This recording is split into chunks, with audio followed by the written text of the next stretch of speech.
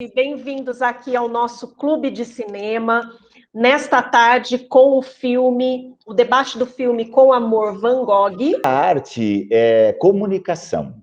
A arte, primeiro, é comunicação. Se ela quer comunicar alguma coisa, ela não consegue por ela mesma. Então, ela precisa da gente. Ela precisa dos seres humanos. Então, como no filme Com Amor, Van Gogh, quantos e quantos produtores e realizadores foram provocados pela obra do Van Gogh para produzir aquela bela animação.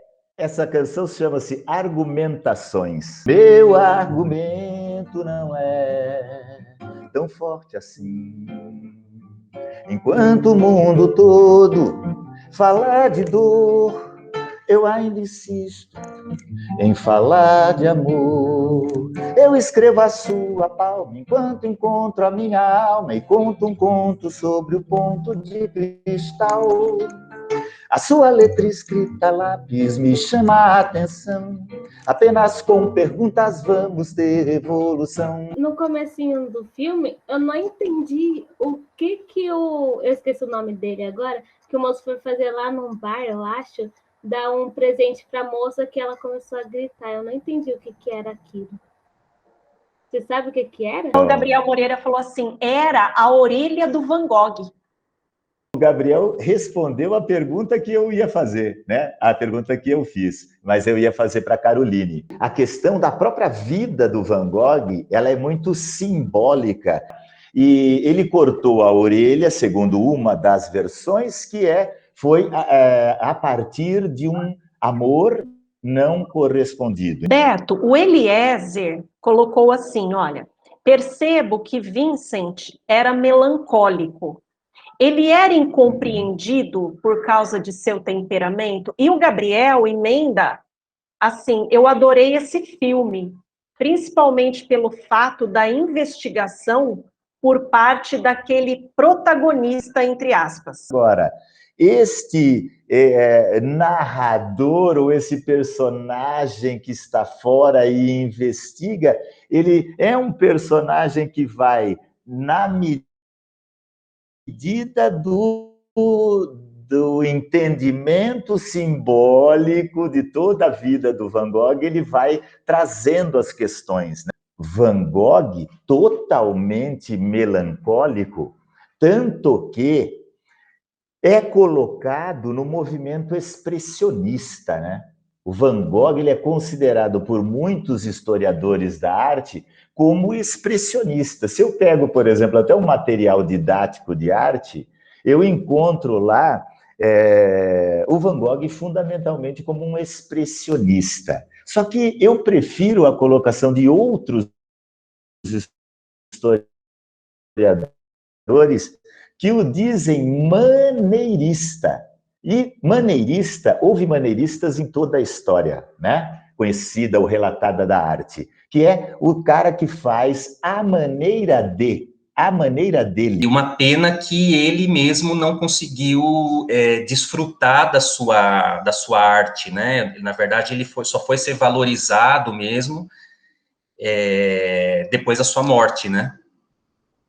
Outra questão do Eliezer bacana, que vocês devem saber, que se chama a estética, né? A estética do filme é baseada na estética do Van Gogh, ou seja, o jeito, a forma como ele usava as tintas, os tracilhados, os pontilhados, a expressão no sentido, vocês se lembram a noite estrelada, o movimento das nuvens, que é o movimento da própria pincelada. Então, aquela estética do Van Gogh, as pessoas, os produtores, levaram para o filme. Porém, a questão de não ser aceito é uma questão mais profunda e lógica da história da arte.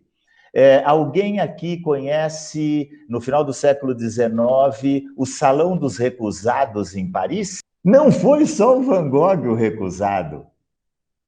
Qual foi o movimento da história da arte do final do século XIX, que foi uma ruptura com a tradição, foi uma quebra com a tradição fotográfica, mas todos eles foram recusados e ninguém deles vendia absolutamente nada, né? No sentido de ser o impressionismo. O Monet é o autor da primeira obra considerada impressionista, porque o nome da obra era Impressão, o Sol Levante, que era o sol nascendo, o valor da época de considerar a obra como uma fotografia. A obra tinha que ser como uma fotografia. A máquina fotográfica trouxe a ruptura, a quebra de todo esse paradigma do real, da tradição. E aí, não, o impressionismo foi o primeiro, mas o impressionismo, expressionismo, pós-impressionismo, pós-expressionismo, expressionismo alemão, todo o modernismo, que eu acho que foi o Gabriel que citou, o modernismo é tudo isso, é do final do século XIX, com a descoberta, com a invenção da máquina fotográfica, até meados do século XX, porque depois dos meados do século XX foi a arte contemporânea. Aí o artista pôde inventar.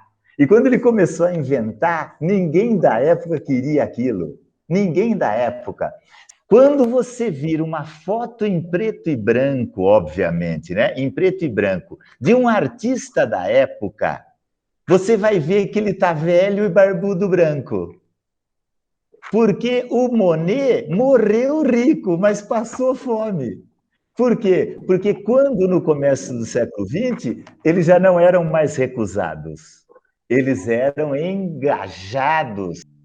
No curto espaço que há entre o travesseiro e a nossa cabeça, toda a história de alguém que é diferente vai interessar.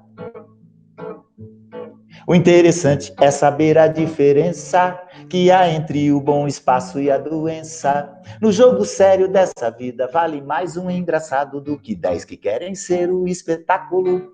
Quando um átomo vai em busca de um outro diferente, é isso que distrai o coração da gente. Quando o mundo entender que o mundo todo é o poder, vai ver que o mundo várias coisas vai sentir. E o sentimento vai ter a cara do mundo, o mundo feito em um só segundo. Olá, tem gente aí? Tem sim.